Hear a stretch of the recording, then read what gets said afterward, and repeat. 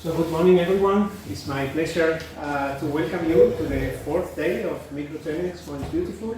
Thank you for sharing your work and coming from everywhere in the world.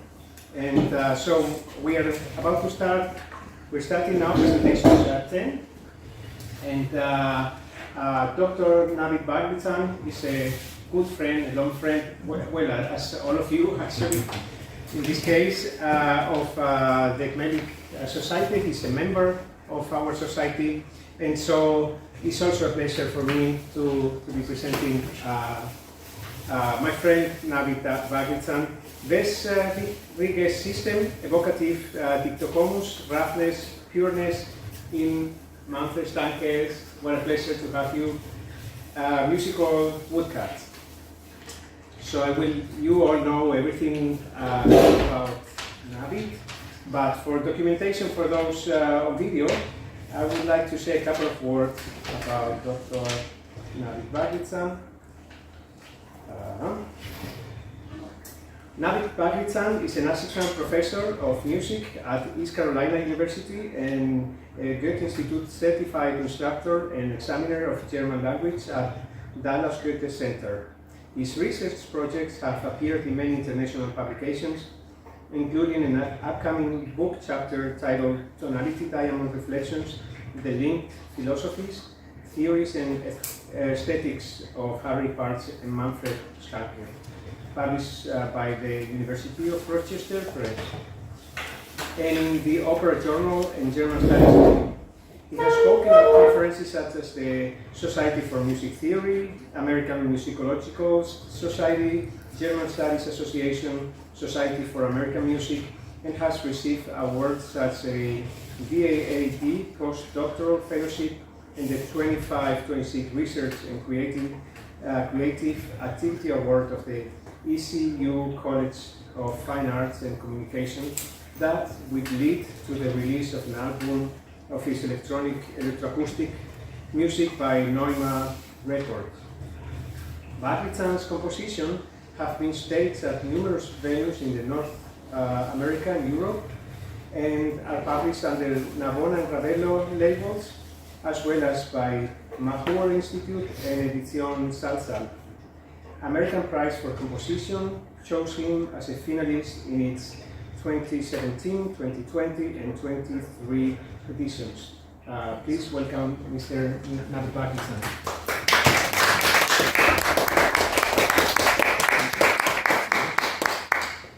Well, thank you, everybody. I was thinking about Johannes for having me back. It's always a really, truly great pleasure. Thank you for this introduction. I have to briefly tell you that I've been lucky to speak about Manfred's music many times over the last years, for the most part in North America, but also in Europe. But this is the first time that I'm speaking about Manfred's presence in person in front of him. So it's a little daunting.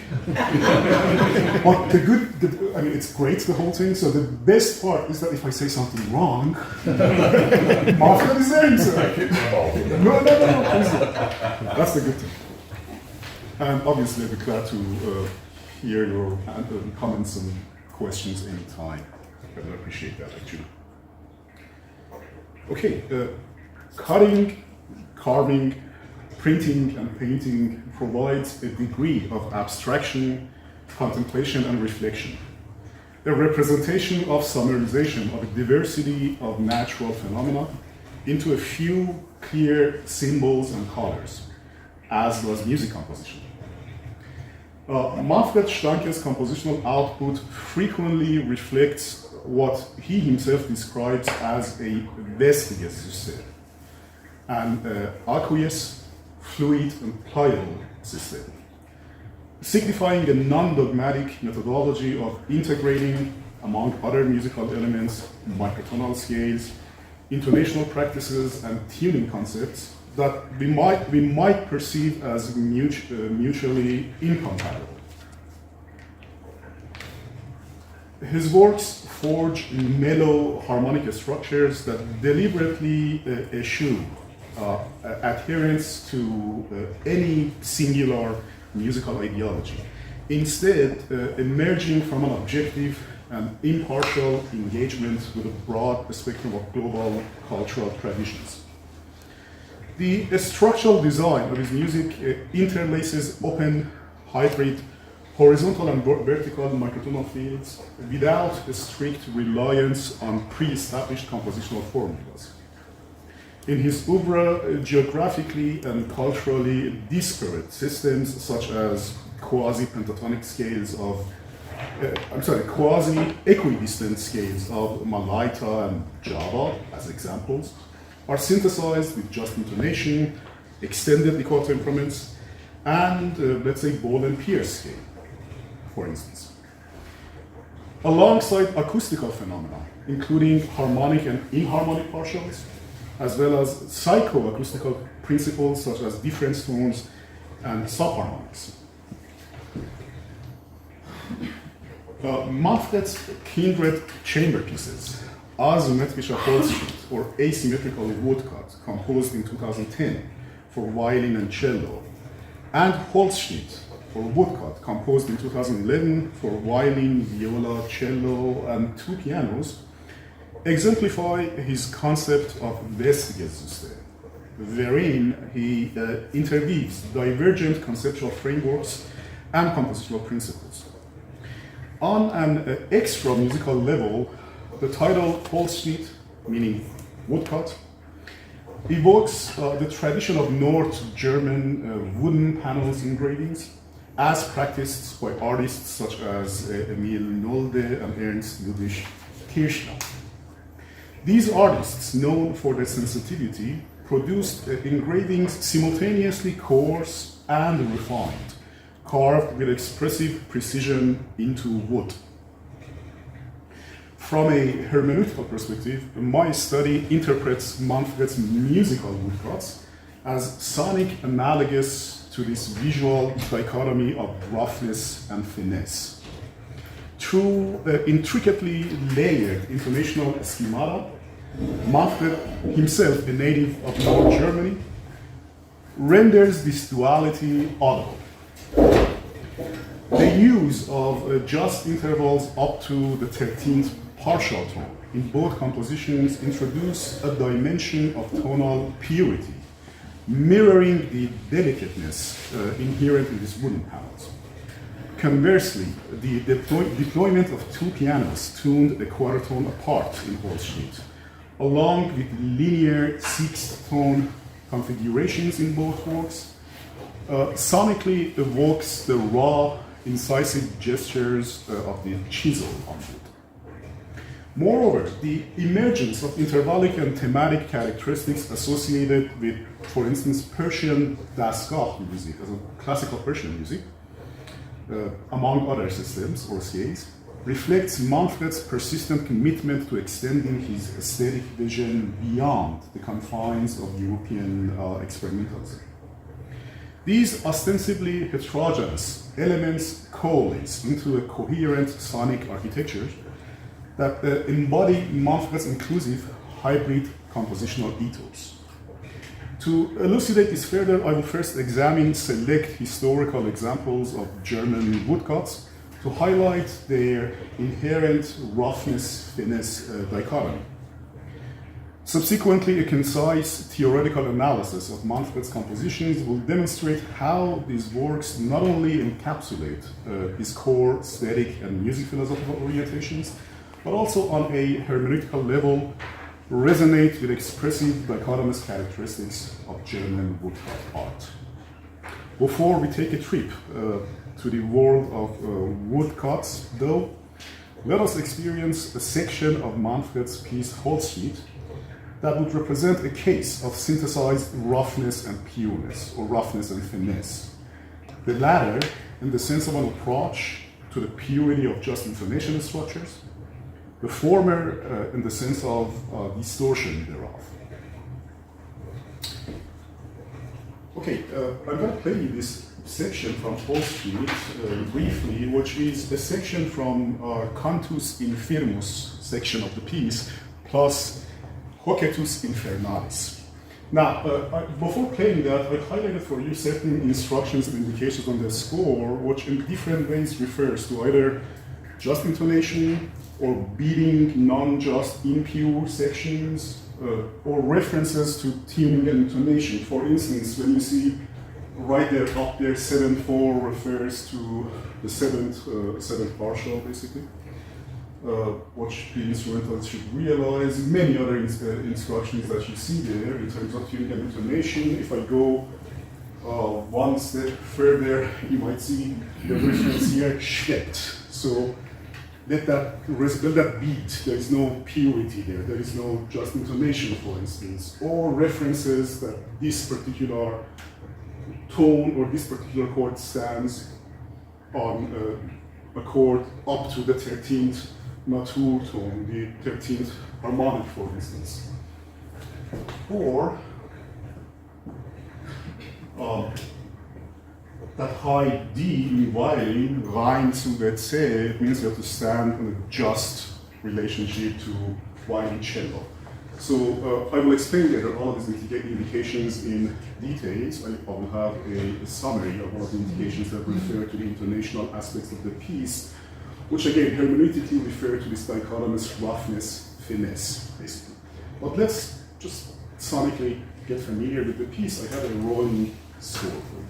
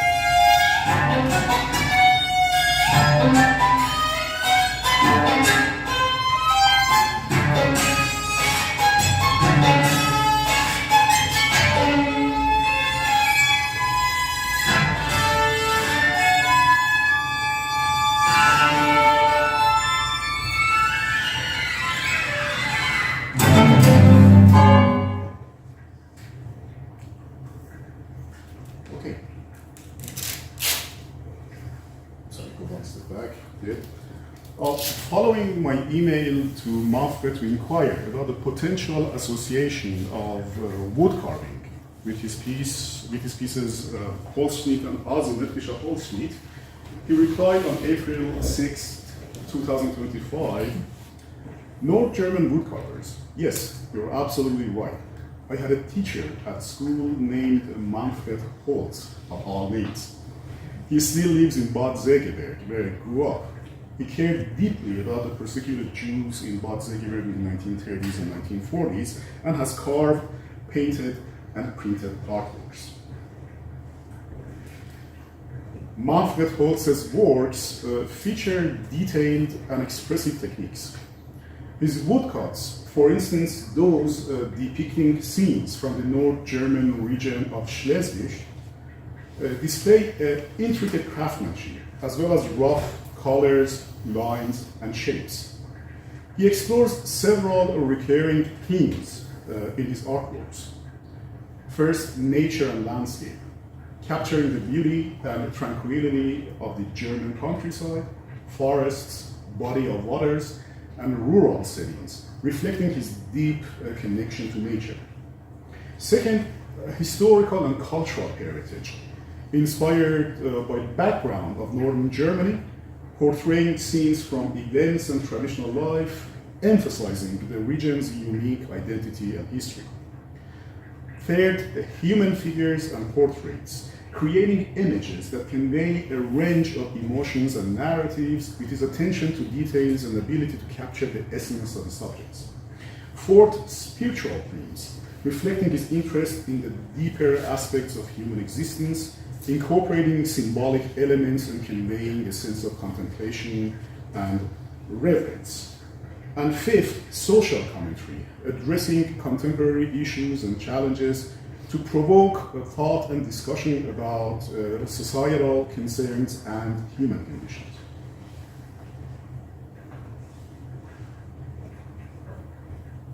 German woodcuts prior to Manfred Holz's, of which you see a mid-Renaissance example by Hans Holbein, evolved significantly throughout the history, reflecting various artistic movements and contexts. Notable examples from different periods illustrate the adaptability and innovation of artists in response to changing artistic and social landscapes. Their characteristics inform the versatility and evolution of German woodcuts, from detailed and narrative-driven early works to bold and expressive modern pieces. Such characteristics include detailed line works and intricate design. Early German woodcuts, such as those by Albrecht Dürer, are known for their meticulous detail and precision. Artists used fine lines to create complex and highly detailed images. Bold and simplified patterns. In the early 20th century, German expressionist artists such as Ernst Ludwig Kirchner and Emil Nolde adopted woodcut techniques to create bold, flat patterns with stark contrasts. These works often featured rough-hewn effects and simplified forms. Use of texture and visible chisel marks. Expressionist woodcuts often showcase the texture of the woodblock itself, with visible chisel marks adding to the raw and dynamic quality of the prints. Then geometric and abstract forms. Artists like Lionel Feininger and Georg Baselitz, for instance, incorporated geometric and abstract forms into their woodcuts, pushing the boundaries of traditional techniques and exploring new artistic expressions. These woodcuts explore a variety of themes that reflect the cultural, social, and artistic context of their time. For example, historical and spiritual narratives and religious imagery by artists like Dürer and Lukas Kramach. Nature and animals are frequent subjects, especially in the works of expressionist artists like Franz Marc. His Horses Resting, for instance, that captures the energy and grace of horses in simplified, expressive style. These woodcuts often emphasize the intricacy and the dynamism of the natural world. Human figures and portraits are common, ranging from detailed depictions of individuals to more abstract and expressive representations. Later woodcuts, particularly those from the mid to late 20th century, often include social and political commentary. Artists like, I'm ahead of you, artists like Käthe Kollwitz use the medium to highlight social issues and the struggles of working class. For instance, Kollwitz's The Mothers. These works often critique contemporary issues and express artists' views on society. There is also mythological and folkloric themes. They're also prevalent, drawing on local legends and cultural stories. Among this variety of artworks, North German woodcuts often integrate both roughness and delicateness, creating a unique and compelling visual effect. This combination is achieved through several techniques and stylistic choices: bold, flat patterns, visible chisel marks, simplified forms, fine details, and contrast of black and white, or other colors of them. This integration of roughness and delicateness allows North German woodcuts to convey powerful emotions and dynamic visual narratives making them a distinctive and influential art form. So much of the formal and thematic characteristics of these woodcuts,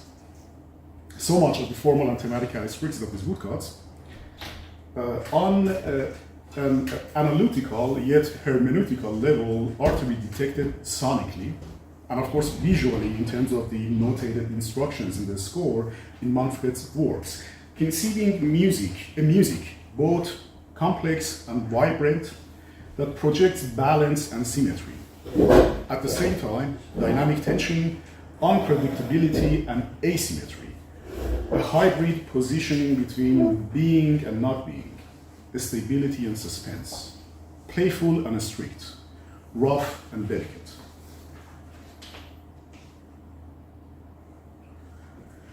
As Manfred states, composed 2011 for the Mondrian Ensemble Basel, my quintet Holzschnitt is a wood carving of rough and sensitive structures between strange microtonal scales, harmonies, and anti-anonymous rhythms.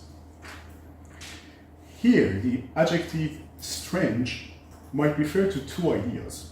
First, the harmonies that stem from complex harmonic proportions, their difference and sound tones, and the distortion thereof, as well as Harry Part's quote-unquote strange intonation, a term that in his articles on Parch, Manfred has coined to refer to Part's textures that, although based on just intonation, often do not sound just, except when, for instance, his choromelodian sounds.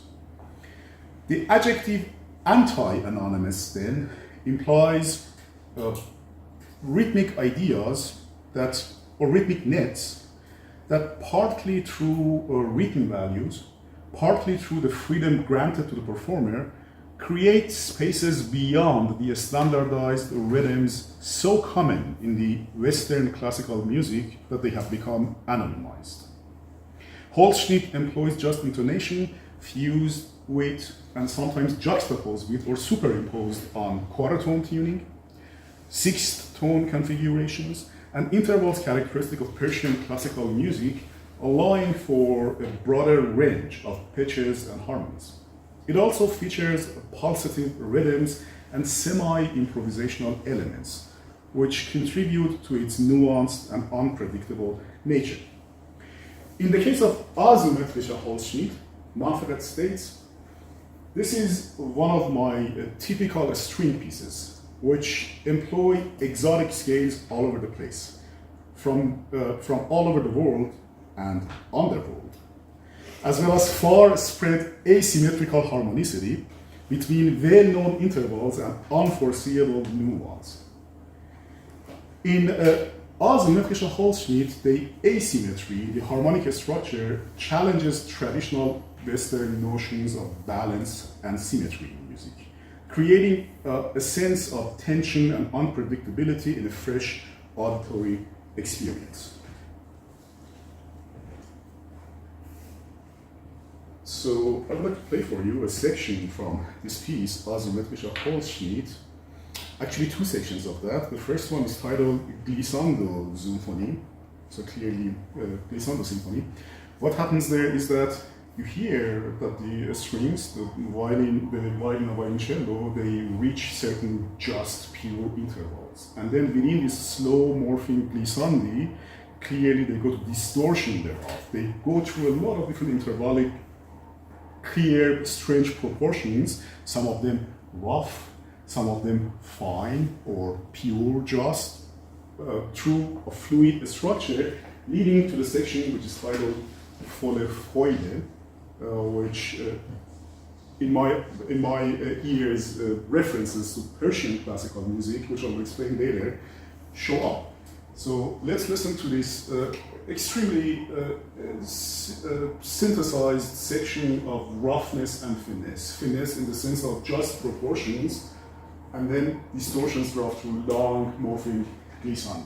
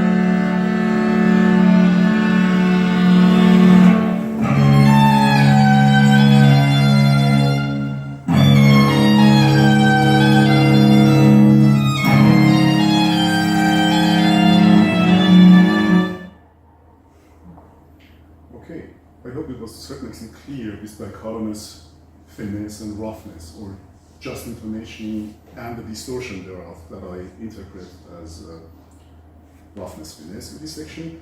To elaborate on the reference to Persian classical music, the concept of Dastgah, I put this slide for you. It comes from Hormoz Farhat, scholar, late professor at the University of Dublin in Ireland, originally from Iran, who published quite a few books. These are the intervals prevalent in the Persian classical music.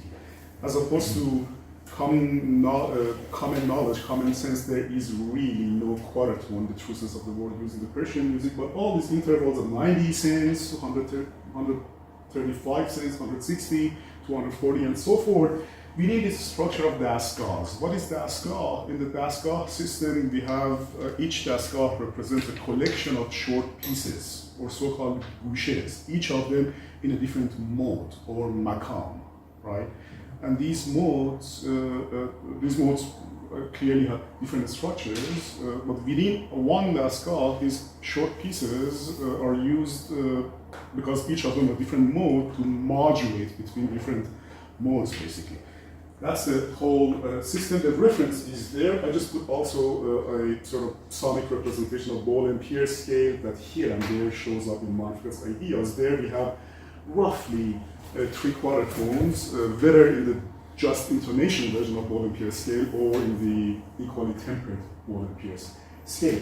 And I'm going to play for you a section just sonically that references melodic characteristics of Persian Dastgah music in Holstein.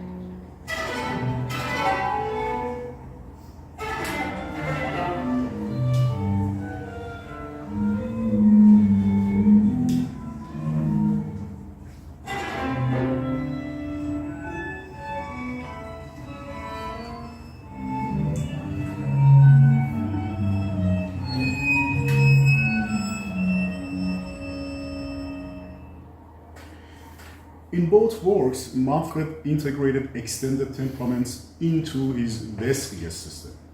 He evokes just intonation as a starting point. However, then for him, completely different, not just intonation ideas emerge through linear thinking. For instance, a 6-tone linear gradation, in theory, each step approximately 33 cents. This is an approach that essentially does not reflect harmonic just intonation. Rather, it's built linearly and in principle on extended temperament, fused with just intonation and non-Western melodic thematic ideas. This informs Manfred's hybrid aesthetic. In Holzschnitt, Manfred also employs two pianos, one tuned quarter tone lower, which he rarely has used. But in this case, two pianos were tuned so because other pieces by Vishnegradsky were also programmed at the Concert of Mondrian Ensemble, Basel. And for me, at least, in terms of the interpretation, when the pianos become prevalent like this toward the end, almost coda of the piece, we have a case of extreme roughness, extreme distortion through the quarter tone juxtaposition. And I will play you sections starting there.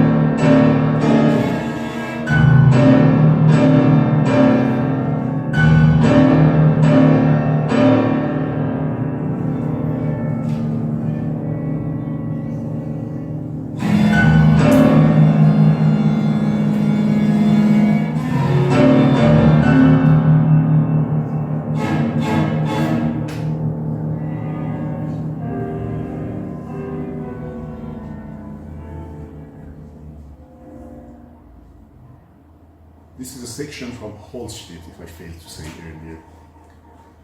Holstedt exhibits a truly hybrid concept. For the strings, Manfred has composed just intonation layers where the performers realize, for instance, just sevenths or just thirds, for which he has written small arrows which would indicate deviations of 31 cents from the tempered minor seventh, for instance. Almost the 6-tone deviations, and this shows how the harmonic just sevenths could also be absorbed in linear 6-tone tempered scale.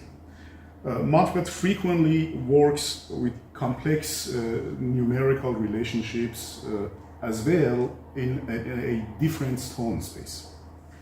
Imagine an interval like 19 to 16 from the spectral partials based on fundamental tone C.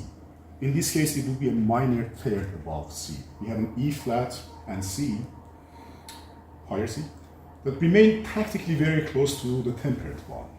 In fact, Manfred applies the temperament as a reference point for his notation. In Holstedt anyway, because the two pianos are there. Now, the quadratic difference tones of this interval, 19 to 16, would be the third partial. 19 minus 16 is 3. The cubic difference tones generates partials number 13, 10, 7, and so on, as an undertone cascade, which Manfred employs to create difference tone chords. With such chords, composers must make it clear in the notation how the strings should play them.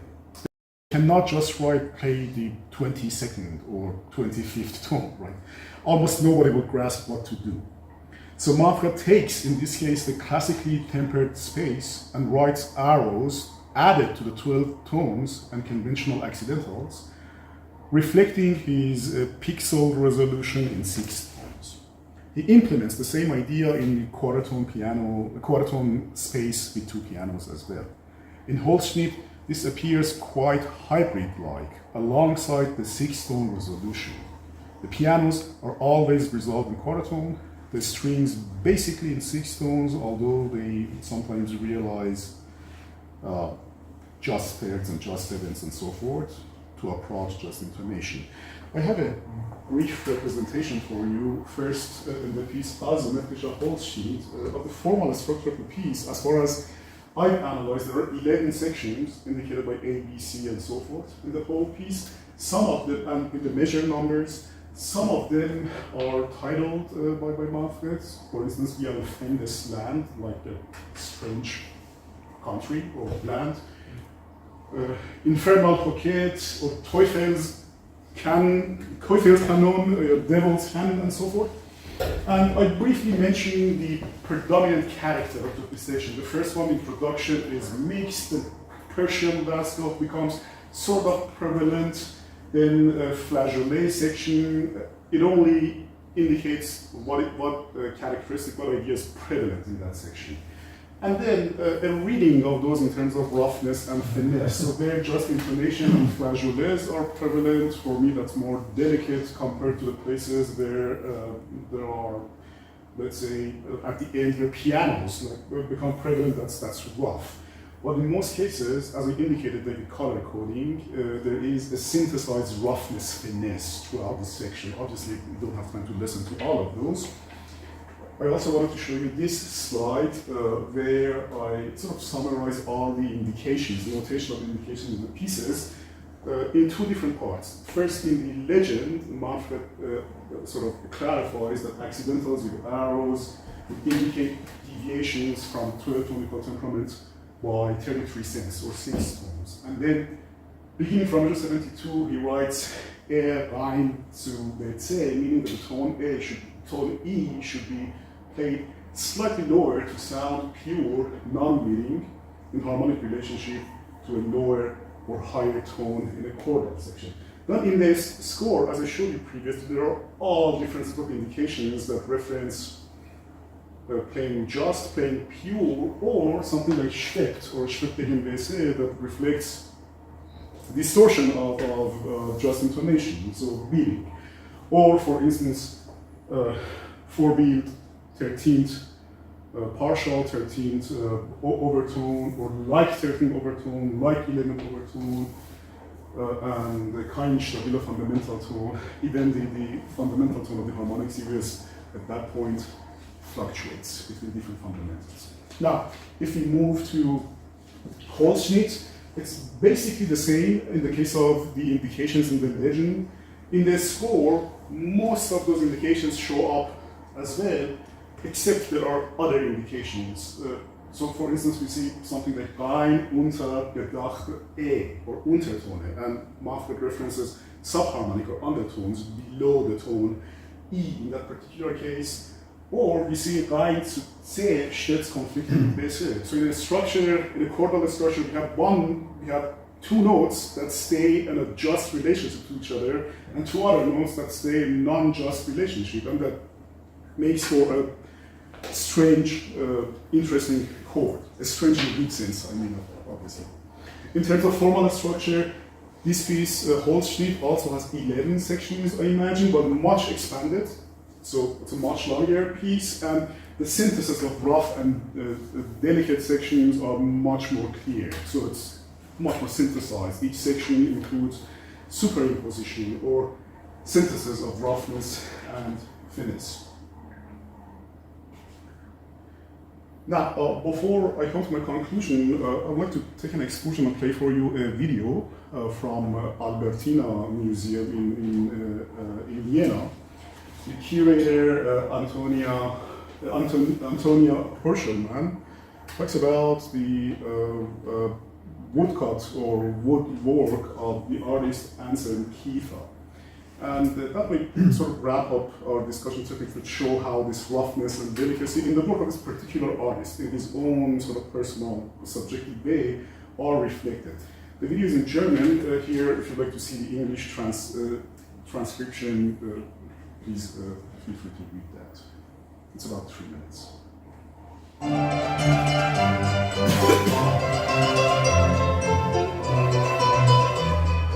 Anselm Kiefer hat nach dem Krieg sich langsam immer mehr dem Holzstock und der Arbeit mit dem Holz genähert. Und im Winter 1974 hat er dann begonnen, wirklich mit Holz, mit dem Holzstock zu arbeiten. Und zwar hat er täglich in einen Holzstock ein Porträt geschnitzt.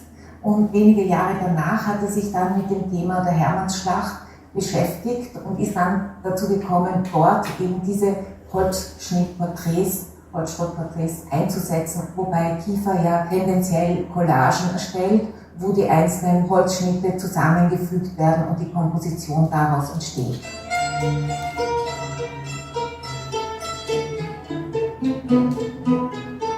Kiefer arbeitet ja sehr stark mit dem Material selber. Zum Beispiel bei diesen großen Reinbildern sind die Bäume so gedruckt, dass er Holzlappen genommen hat und die eingefärbt hat und wirklich 1:1 auf das Papier geklatscht, dann ausgeschnitten hat und auf das Papier collagiert hat.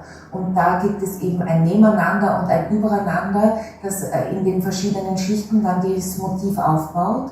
Er verwendet sehr gerne diese Formen und diese Gruppe, die er hat, versatzstückartig in den einen oder anderen Kombinationen und erstellt so eine Vielfalt, die dann die Idee in Variationen und in verschiedenen Geschichten, auch mit unterschiedlichen Titeln und Überarbeitungen dann zusammenstellt. Wobei ganz wichtig ist, dass jeder Holzschnitt, Collage an sich, von Kiefer ein Unikat ist, auch wenn sie miteinander gerade in der großen Serie des Rhein verbunden sind.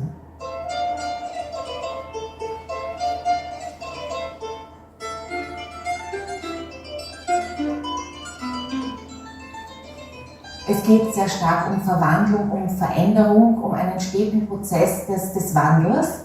Das geht von den Materialien über die Inhalte, dieses Feuer, das bei ihm sehr stark repräsentiert ist, das sowohl zerstört als auch reinigt und Neues schafft, und die Asche, aus der dann wieder neue Dinge entstehen, dass er mit Schellack arbeitet, ein Material, das sich immer weiter verändert, wo dann auch die Farbigkeit des Bildes sich im Laufe der Zeit ändert.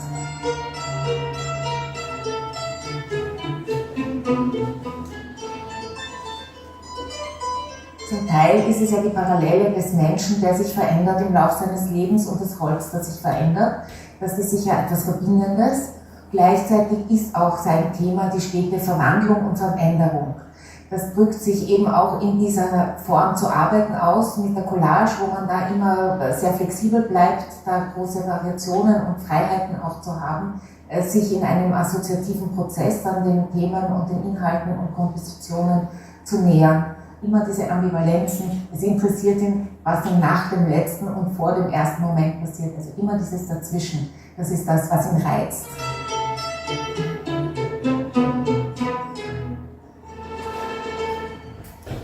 So this is one of the examples of sort of hybrid synthesized modern wood art that for me reflects hybrid structure and synthesis and resonance with Manfred's works. I wish I had the chance to choose the music for this video.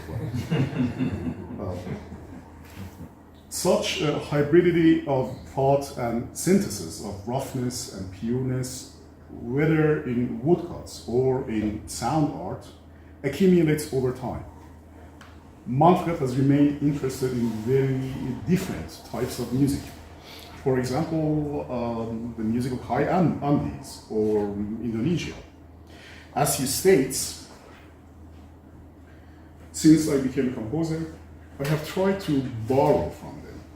I'm not a dogmatist. I did study musicology too, but I'm not a precisionist either. Or a person who wants to delve into depths or into very clear analytical world.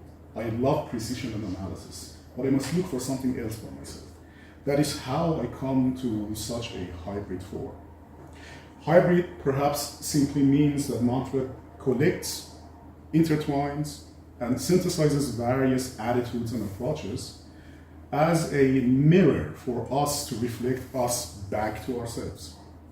In asymmetrischer Holzschnitt and Holzschnitt, that is certainly the case. How we, humans, artists, scholars, our lives, our whole worlds are rough and delicate at the same time.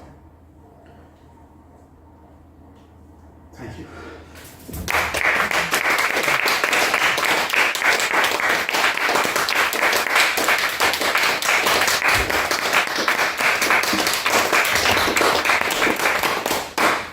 So that to answer the question that you might have, obviously. Thank you so much. My pleasure. It's magical. I don't know what to say actually.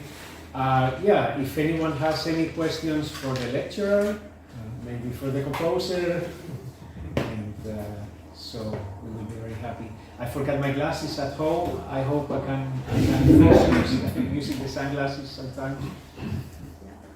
Please. In the beginning of your lecture, you mentioned the expression "cantus infirmus." Is that not a strange scale to use? There is a piano piece for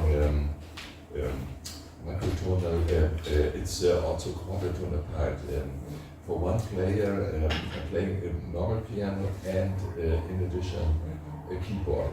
So this is cantus infirmus. You refer to this work, I think. Which it shows up in Holzschnitt as well. Cantus infirmus, the whole section. Yes. Basically, so there is cantus infirmus like a counterpoint. There's a Infirmus. fixed voice. I know, but Yeah, infirmus. Infirmus. In this case, there is no fixed voice. It's always juxtaposition, moving to different sound levels, microtonal and intonational. That's at least my interpretation, as opposed to Renaissance counterpoint. Yeah. But it comes from this particular piano or double piano piece of Manfred, or it shows up as a section in Holzschnitt as well. I recompose very often my pieces, so I want to make me better, or kind of do new visions of ideas which I have. So I'm not stable. it's like an organic growth. You know? Yeah, organic growth. Yeah. Living with my ideas. Yeah.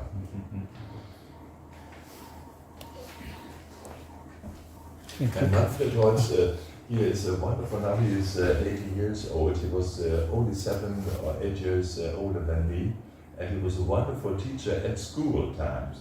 Woodcarver, but also a painter, and I love him very much.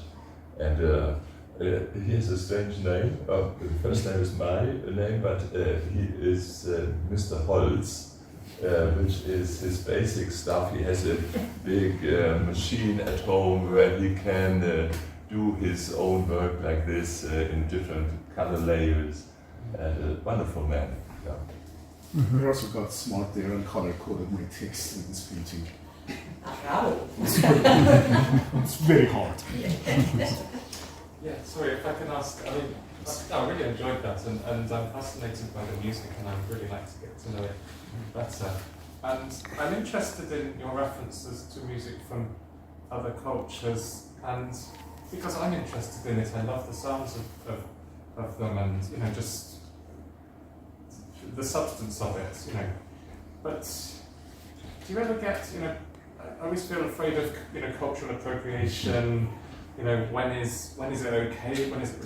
I mean, I find what you're doing very respectful, but you know, sometimes people have different reactions and sensitivities, and I never try to come close to Malaita music or Indonesian music. It's just that I want to find the core of it, or the basic musical ideas which are behind the then obvious music. So it's for me not to make comments on Malaita or Indonesian music. Maybe you will never hear this, but I'm fascinated by the I could say theoreticians maybe in Malaita. They have these wonderful big pan flutes, and there is no obvious theory, but there is I could say maybe intuitive theory behind these musics, and so I collect these possible theories behind worldwide music. I just love to see these people, to hear these people making music. And I collect the ideas which I consider behind the sounds. Just that. Yeah. And does then it become like part of your language, or it's sort of something just the world beyond? Or I mean. Yeah.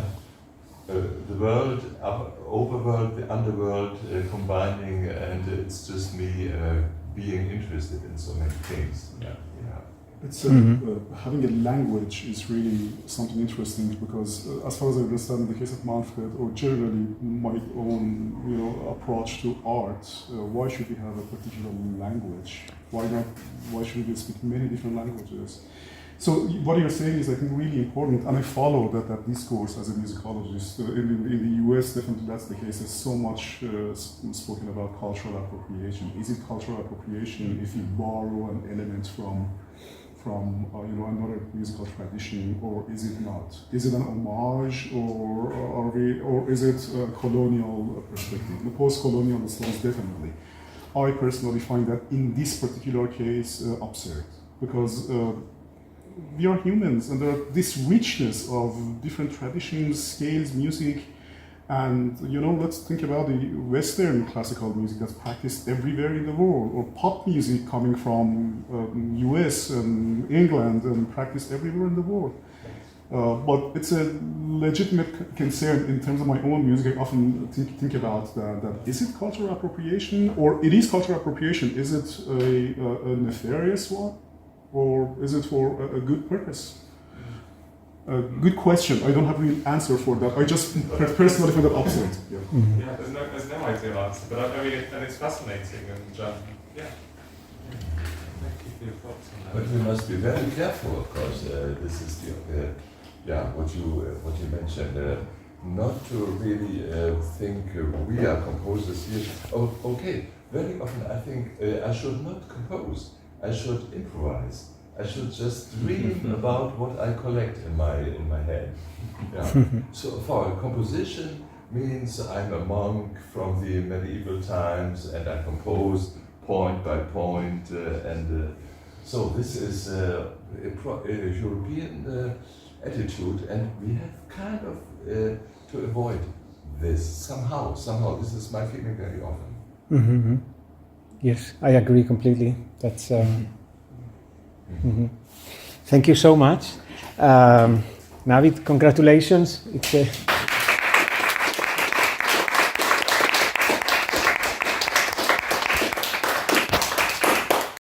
yes. Thank you. Thank you all for having me. I'm married to Navid, and I've been here with you all 4 times of the 5 times he's been here, so it's lovely to be here in this capacity. In 2019, Rebecca Saunders received the Ernst von Siemens Prize. She was born in 1967 and is a Berlin-based British composer. Recent residencies at Hamburg's Elbphilharmonie and Vienna's Musikverein, with also regular collaborations with major orchestras and contemporary music ensembles, as well as deeply collaborative individual relationships with performers. Saunders' compositions place tones and timbres under a magnifying glass, uncovering their possibilities and through extended techniques, for example, and the importance of notational precision. Associations between her sound aesthetic and composers like Helmut Lachenmann, for instance, who integrates non-standard playing techniques to construct uncommon sonic arrays, are not entirely misplaced, or additional comparisons to Gerard Bizet or other spectralists who emphasize timbre by manipulating the spectrum of partials are also not without merit. Yet Saunders' exploratory approach to composition goes beyond allusion to her predecessors, or even a cage-like aesthetic, which comes from a dictum, a point she makes often in scores and in interviews, this phrase, "silence is the canvas behind the sound." While all of these comparisons offer useful entry points, they risk obscuring the distinctiveness of her integration of microtonality or microtones into her timbral and gestural strategies. She relies on microtones as essential to the treatment of timbre. Far from ornamental, microtones shape both the quasi-melodic and harmonic dimensions of her music, and she does not, however, employ a systematic exploration of a given tuning system, for example, or other approaches. Yet through her works, we can surmise that she considers the sound world as inherently microtonal. Microtones are molecularly ingrained in the sound, whether notated or not, and they often service in the function of timbre. A brief overview of her oeuvre and the scores currently available. All pieces but 3 have notated microtones out of 45 that I looked through, and the 3 that don't are for percussion, and they have percussion and piano solo, and they have implied microtones through overtone and technique systems in context. And we'll see about Lash, her new opera, very, very soon. So as part of her compositional aesthetic, Saunders, in her own words, quote, explores the essence of a timbre. She pushes the boundaries of different parameters of music, attack, weight, note placement, or techniques to impact the materiality of sound in each work, or an idea across multiple works. For me, Saunders states, what is really important is enabling the listener to feel the magical physicality of sound, the timbre, the color, the mass, and the weight of sound. Her approach to timbre is close to what Tristan Murail did for timbre. Composer, theorist, collaborator at IRCAM, Claude Malherbe, notes that Murail freed timbre. It became the principal object of musical discourse instead of themes and motives. Timbres are no longer used to further figuration, but figuration is used to further timbre. Years and approaches and styles apart, the sentiment is apt for framing this discussion of Saunders' works. Additionally, recent research and scholarship calling for reframing of timbre as an emergent quality arising from the interaction of composite events offers more analytical and conceptual tools for understanding contemporary electroacoustic or computer-based works and those like Saunders. As music theorist Robert Hasegawa articulates, quote, by rethinking timbre to include composite objects, timbre is promoted from a secondary role. This role where it had been in of decorative coloring of a work, primarily defined by its pitches and rhythms then, but promoting it to a central category of music perception and analysis. So for our examination, Hasegawa's broader concept of timbre shapes this look at how microtones are integrated into Saunders' timbral aesthetics. And I'm proposing 3 categories which were mentioned in my abstract. I have pared down the pieces I thought I would be able to do for the sake of time to deal with only works for strings rather than some amazing works that we could talk about at lunch. First, we're going to look at the role of notated microtones in shaping a quasi-melodic phrase, which occurs throughout many of her works, but we'll focus on Hauch for solo violin. The second category, with Solitude for solo cello, this among many other works, focuses on a low timbral palette and the expressive possibilities generated from the lowest strings and often the lowest string of the cello or bass is tuned down an octave, or the 5th string on the bass. And these works often focus on, use scordatura, focus on the altered attack of a lowered string, and have dramatic fast shifts. And our final category, with the final 2 works, focuses on, she uses what she calls an elemental gesture across many of her string works, idiosyncratic to strings, that features, and we'll see it later, and I'll repeat it multiple times, but wait for the list. This is a single gesture that features an up-bow, double harmonic trill, microtonal double harmonic trill, glissando, going from usually ordinario to extreme sopant in about half a second. And so we'll see this momentarily in Fletch for string quartet and still her concerto for violin. Both of these pieces, the last 2, also feature scordatura alongside notated microtones. The microtones and tunings are vital to this timbre-based aesthetic. Totally, these are a few examples. And so we're working from what she calls a severely reduced palette of timbres in each piece. She creates these new and expanding sound possibilities. This section focuses on the solo work, or she calls this version of the work a study for solo violin, whose microtonal melodic traces are also the foundation of the piece's structural identity.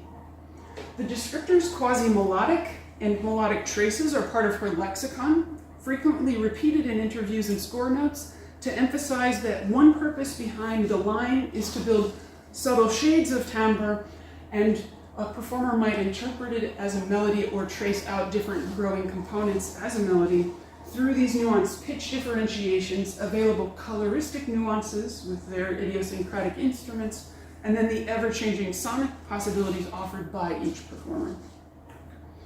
The next slide features the title page from Hauch, and I'll go a little forward before offering a note on some commonalities of her title pages generally. So Hauch, as Saunders notes, is a solo study exploring the pianissimo timbral nuances at the top of the lowest strings of the violin, tracing fragments of a melody drawn on a thread in and out of silence. And she notes parts of this here. This is expanded from an interview she gave on different instantiations of this piece. There's a version for viola, and there are multiple versions that have been adapted for choreography with her work in Hamburg and other dance groups as collage pieces. Like many of her works that develop a compositional idea from an abstracted quotation or definition, Hauch can also be interpreted hermeneutically through this lens.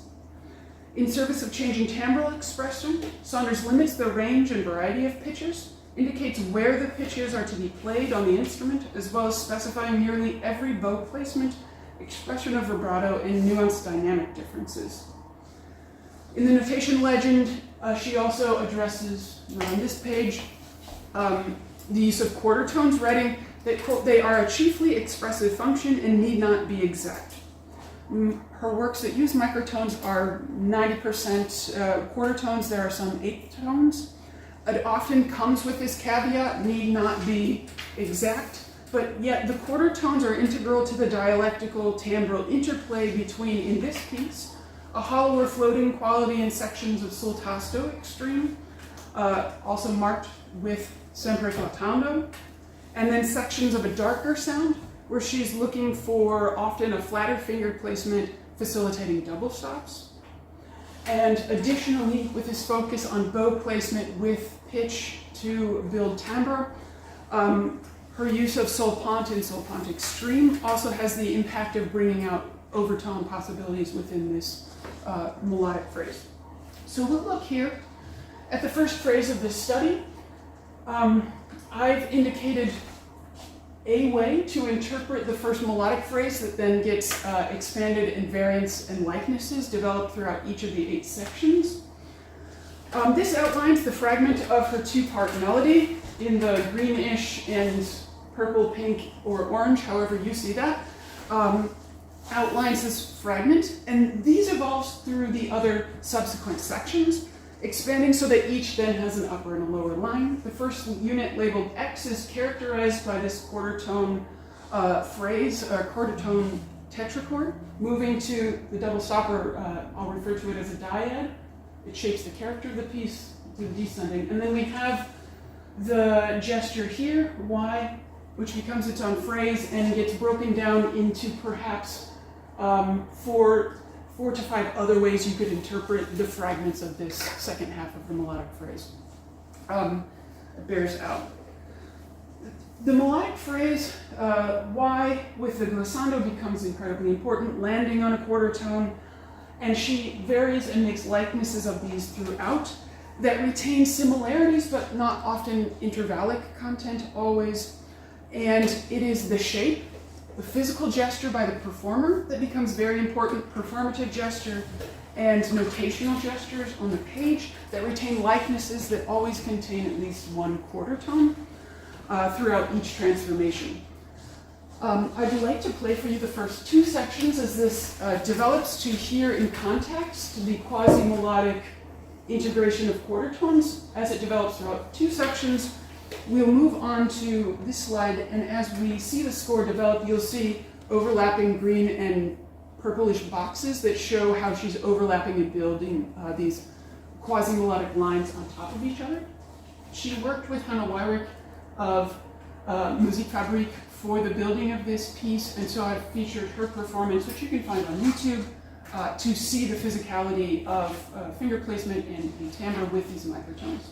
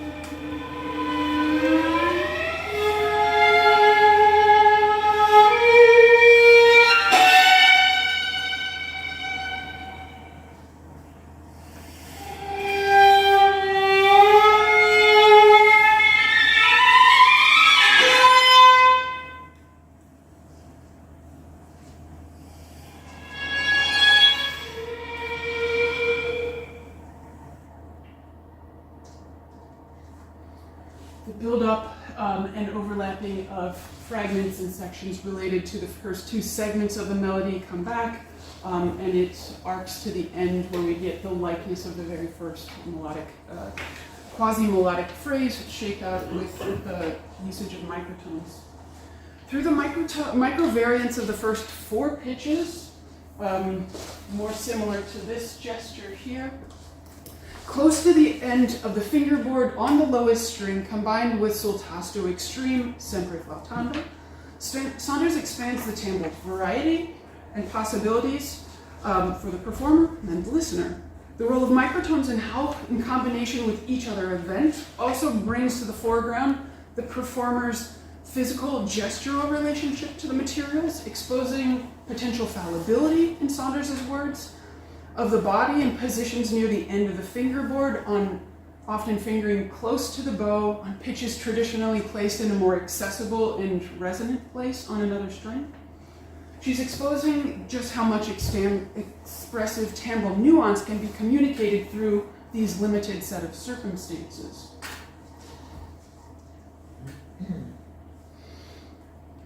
While Hauk technically does focus on the low timbral possibilities of the violin, low-pitched timbral palettes for her are often focusing on the lower strings and then the lowest two strings of those instruments.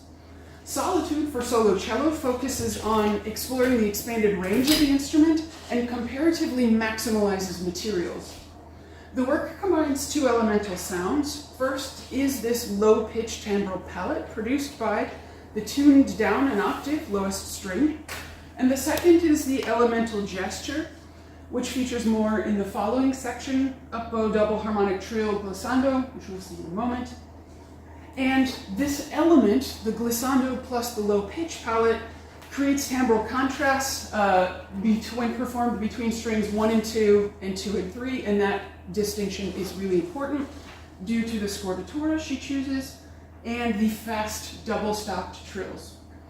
Here on the left, in the very pixelated version, I've extracted the scordatura visualization from the first line of the score. She writes about it here. 4th string octave lower, 3rd string 1/4 tone higher, 1st string 1/4 tone lower. And so this is the pitch palette, the timbral palette of the strings.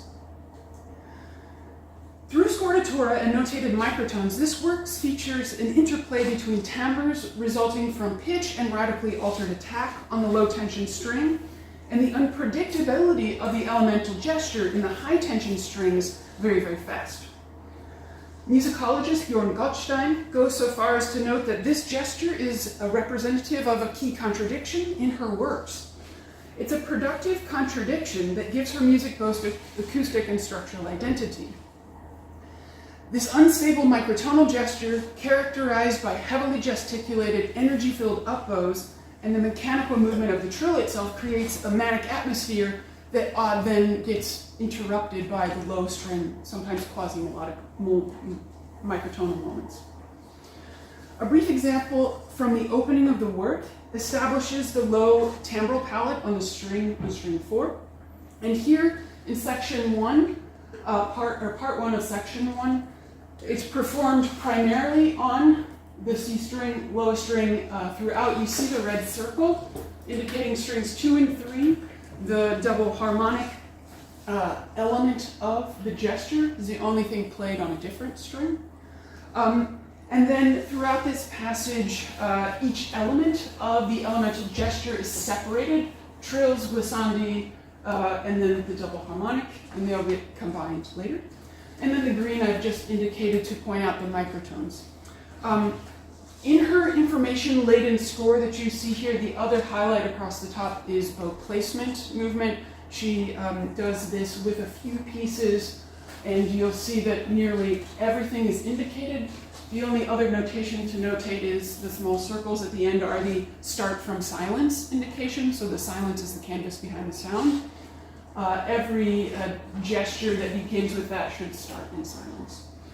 So we will hear this, an example from the low timbral palette, the microtonal integration, often in a melodic context, moving to the first non-4th string moment, and then we will move forward. What is it?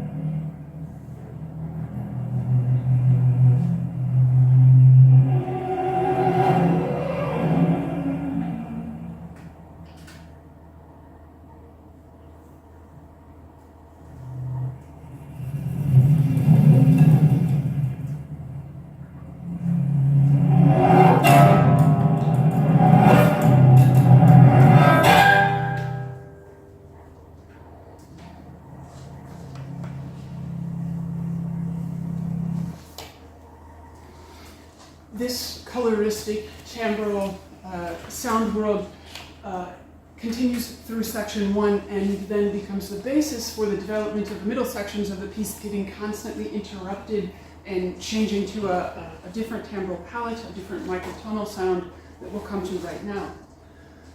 This sometimes soft, expressive warmth, contrasting with a caloric, sometimes metallic, sometimes closed sound, gets then interjected with the kind of taking over of a manic, impulsive gesture moving around bow placement through solpant or extreme solpant to extreme soltasto. And the opening of section 2 gives us a sense of this contrasting the low timbral palette with the higher harmonic laden microtonal gesture of the double harmonic up bow, trill, glissando. And this is the elemental gesture. The gesture builds an interplay between it and then the low string timbral palette, the richer notes kind of coming out again, getting interrupted and interrupted throughout the whole section until it takes over the kind of force, gesture, and mood of the entire piece, moving back to an almost tripartite structure, 4-string at the end. I've chosen a different performance of the same performer, Séverine Ballan. She worked with Saunders on this piece and the cello concerto Ayer, which has many similar elements, showing different angles and aspects of the performative gestures as well. And again, we have this drastic dynamic range, which I'm trying to control for your eardrums' health and safety. But here we go.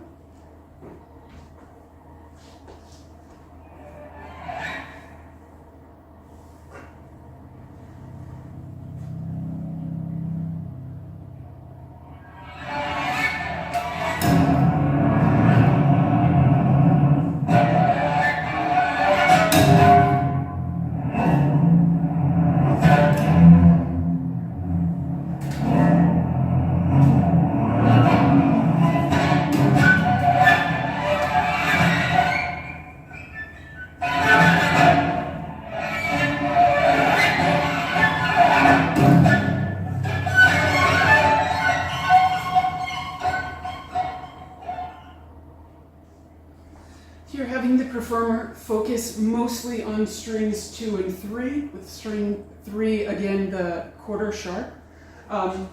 Builds a sense of this kind of the interruptions to the low timbral palette coming out of the preceding section, but builds a timbral palette on those 2 strings that then begins to be interjected and interrupted by strings 1 and 2. Working through the microtonal gesture, the infinite scordatura placement to create different timbral palettes between these string exchanges. Solitude is a tour de force for the performer and also holds many similarities to the cello concerto Ayer, allowing the performer to create as much coloristic, gestural, and tact distinction as possible in the service of timbre. And we'll see this also as a feature of the next 2 pieces. Going out of time in her works, but building towards kind of maximalizing materials, focusing now on how she uses this alluded to gesture before in the sake of building timbral harmonies.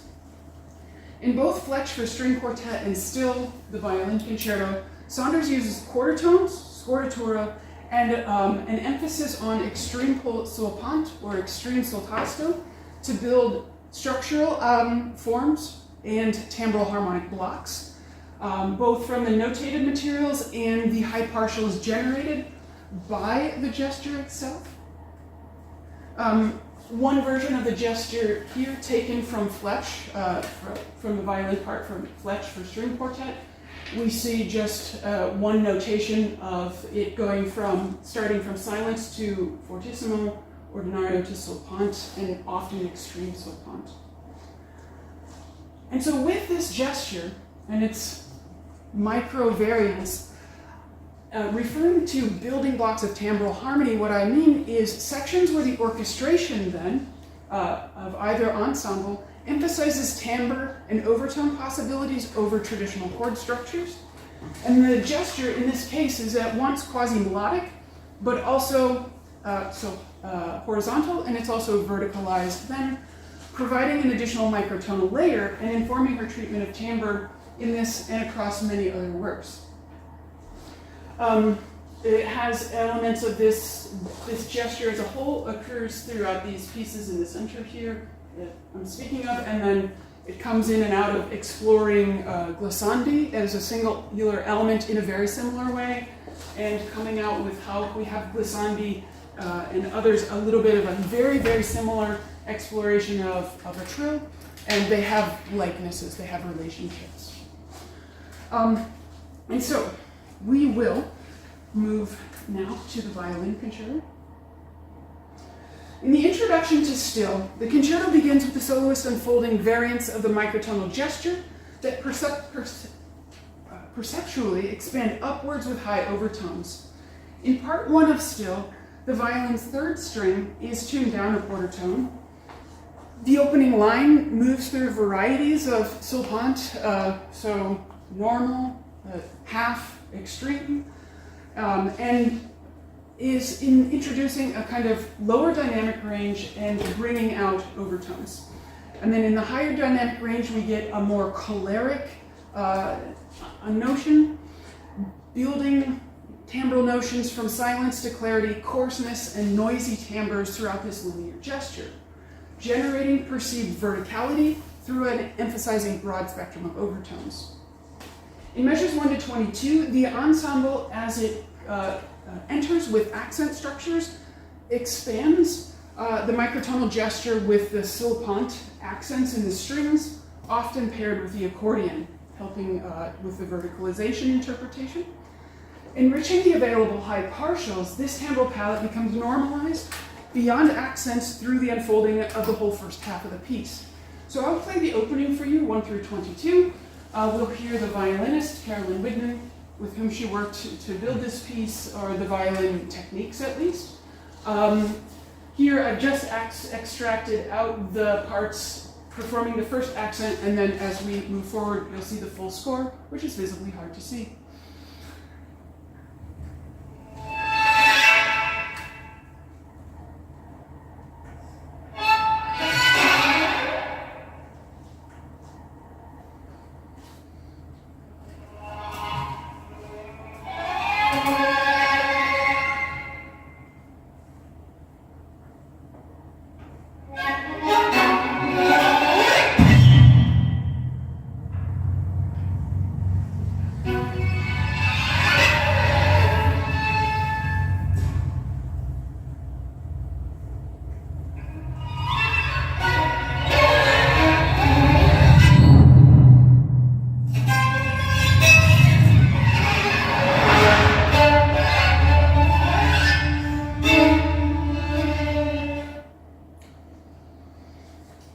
These few accent structures you can see here, just extracting out the strings, the harmonic, and the trill, and the sulpant, emphasizing this moment.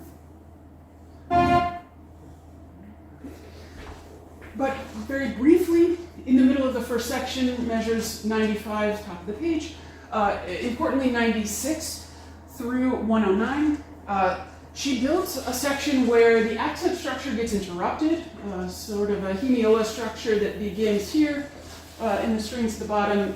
The trumpet's very important in this orchestration.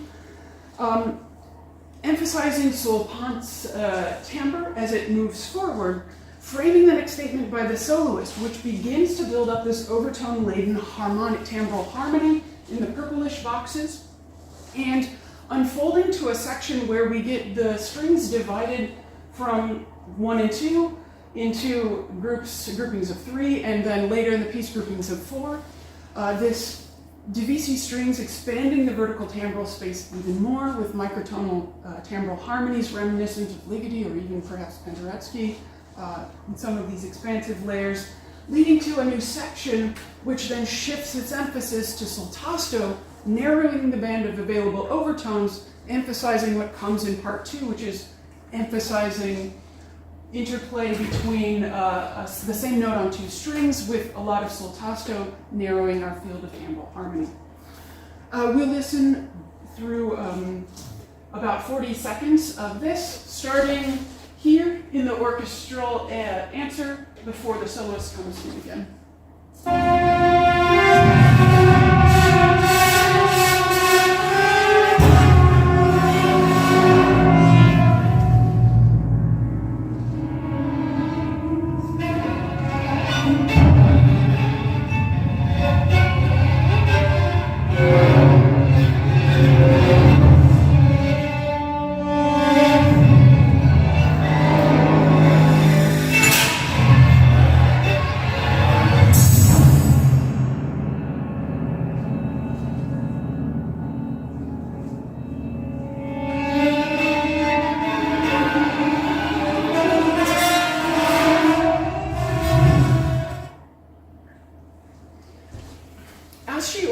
Variants of this gesture and introduces a new idea which begins to kind of organically take over into section 2.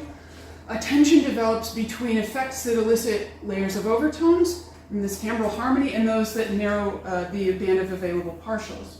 And by just hinting, just starting to indicate timbre and through this microtonal gesture as a way of generating harmonic space, I'm going to continue to build on this idea, exploring the theoretical and perceptual research to explore how our orchestration builds these kind of microtonal gestures out to generate more than what we see on the page.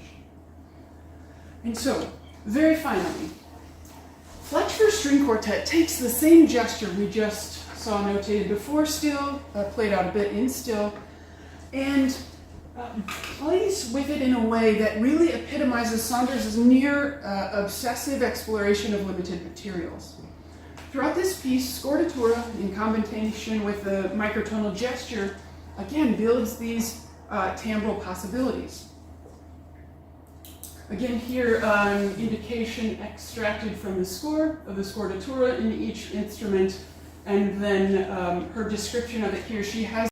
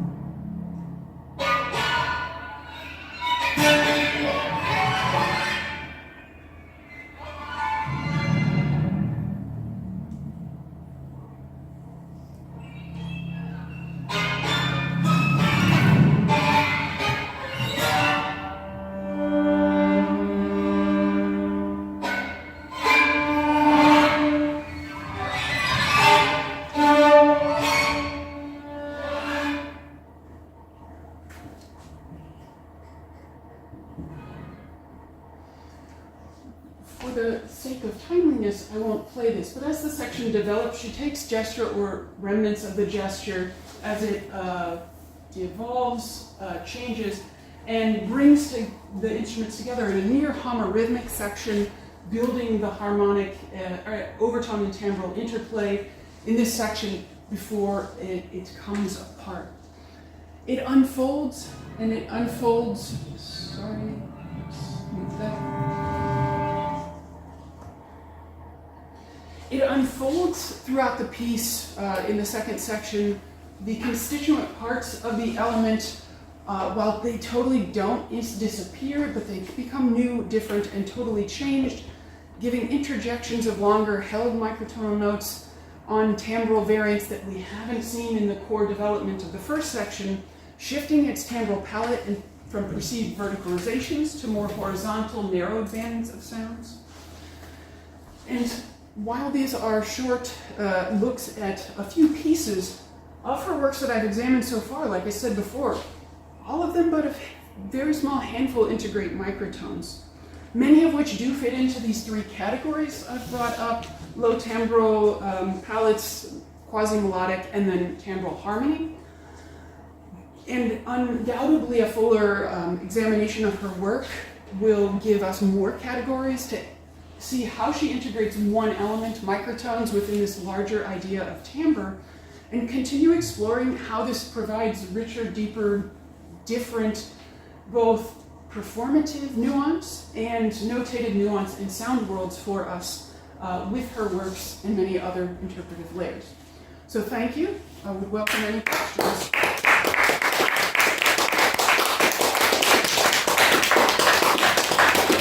Congratulations and thank you for sharing your work with us. And today we are running a few minutes late, but we have now a break, so it's fine. So I would like to ask you who would like to be the first one to throw the first question. And I apologize for the glasses. I will try to get them in the lunch break.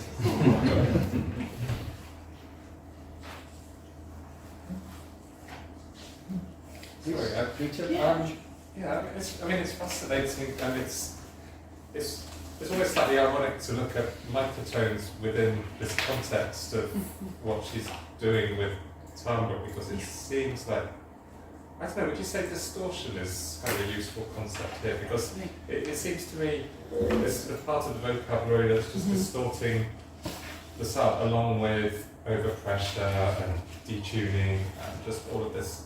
I think if we use the composite events or composite elements notion, distortion is one important event for sure.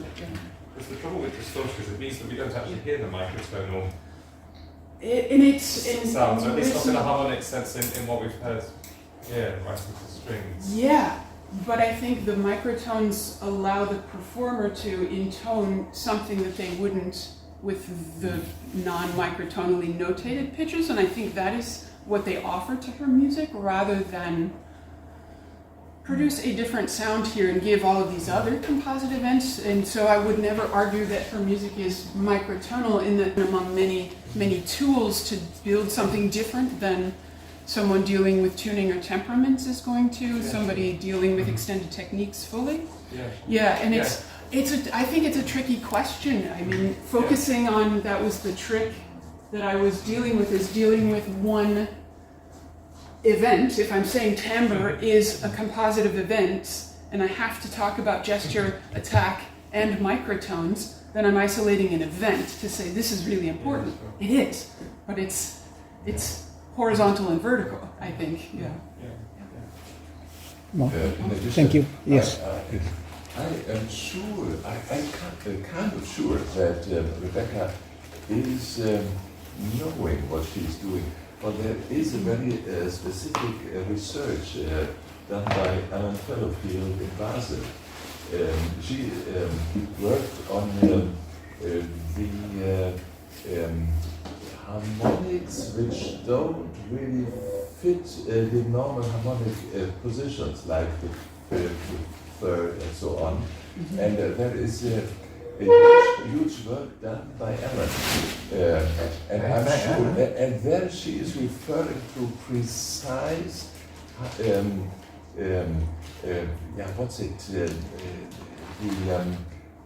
The content is harmonicity in the work of Ellen, and I'm sure that Rebecca knows that all. So we could analyze if she, for example, is using the fifth partial would be normal, but she is using a position a quarter tone higher for this fifth. Let's say I have a C and then an E, but it's a little higher on the position of the string. And Ellen is really then focusing in her research what will happen harmonically, really, if she analyzes it, and I'm sure that Rebecca knows it. So if we go deeper, we find what you say and propose, that Rebecca is really composing microtonally. Yeah, and I appreciate the reference and information. We'll go back to it, because it's something that if we deal with any of you living composers, if you are purposefully not telling the audience, which it seems to do, not tell the analytical methods behind, there are other elements of color and perhaps a related chromesthesia or synesthetic response, but it's not important to her that we, the audience, know that, but it's going to be a great analytical layer to help build this case. Yes, Yeah. I'm Appreciate sure of that. the question and responses. Yeah. So what's the surname? Ellen? Fallow field. She's English. Fallow field. Fallow field. Yeah. Oh. Fallow field. That's about 2 kilometers from where I live in Manchester. Amazing. Okay. Navid? So I just thank you. I just wanted to see if I understand that clearly. Obviously, I mean, you mentioned that from 45 pieces that you looked at, only 2 or 3 does not include any sort of microtonal ideas. Am I right? Any sort of notated microtone. Of microtones. So obviously, we can speak of microtonality in your works. There are many different ways that we integrate microtonality. But am I correct to understand that your argument is that what she does, even the color distortion, not distortion, I think it doesn't matter because it's all in the service of producing interesting timeless colors. Is that the argument? Yes, yeah, absolutely. Yeah. And I have intentionally skewed away from some of the subjective adjectives that that are in the old model associated with timbral labels, and working towards some of the perceptual research that tries to describe the timbre or use her language, so that yes, they are in service of building timbre as a new tool. I think the analogy between Mariah is great. That was a new tool to reframe timbre, and she's building new tools to reframe timbre. Does that make sense to you? Yeah, it does make sense. I also like the reference to spectralists. You mentioned that and Mariah right now, because I think it's sort of arbitrary what technique they use. It's all about orchestration and timbre, generating new timbres by analyzing this fundamental tone, figuring out all these time and intervallic relationships of the tones, and then making distorted versions of those and combining them to create, like, I think Manfred, yesterday you mentioned vortex temporum. I mean, obviously the time aspect of that is quite important, but the timbres are generated are quite strikingly new there. So this very So that reference is also interesting. Thank you. Thank you very much. If you agree with me, we have a little break, and then we try to be as much on time as possible. It's very cool in the room, so we can stay here, we can have some coffee, whatever. And thank you so much, Morgan.